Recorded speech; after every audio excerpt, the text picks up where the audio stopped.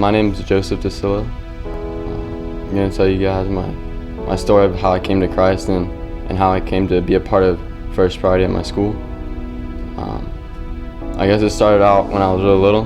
Like, that's when my story starts, like everybody else's. But mine's a little different.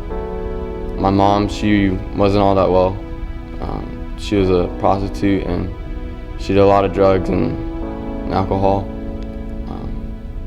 She wasn't like really fit to care for her, like me and my brothers, which I have like 7 and I have a sister. We were adopted and I was bounced around to different homes and a lot of stuff happened and it wasn't good. Like, there's one place I was at, was my stepdad's actually, and it was just awful there. Their last name was Sin, and it perfectly describes what happened in that house.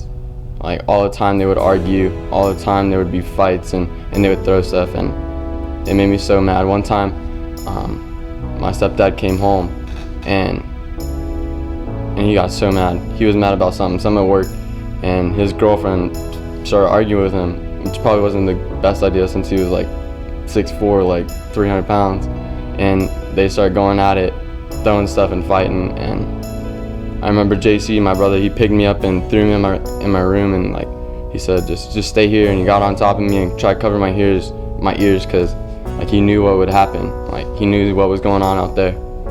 And I pushed him off, ran outside, and I just yelled at him like, shut up, started acting like a family.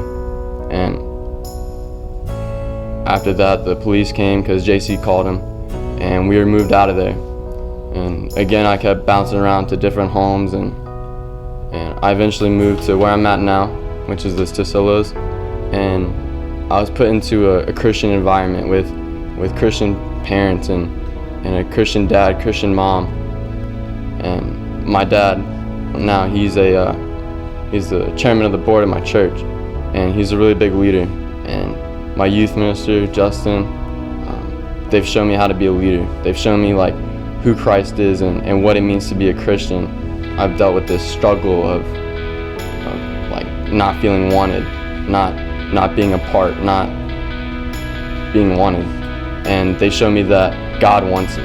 God wants everyone. And being a part of First Priority, I get to share that with kids that are just like me, have stories just like mine, that don't know Christ, that aren't wanted, that their parents don't love them, and I know it's hard for them, but that's where First Priority gets to be a part of that. They get to show them God's love, and we know that it's never ending, never failing.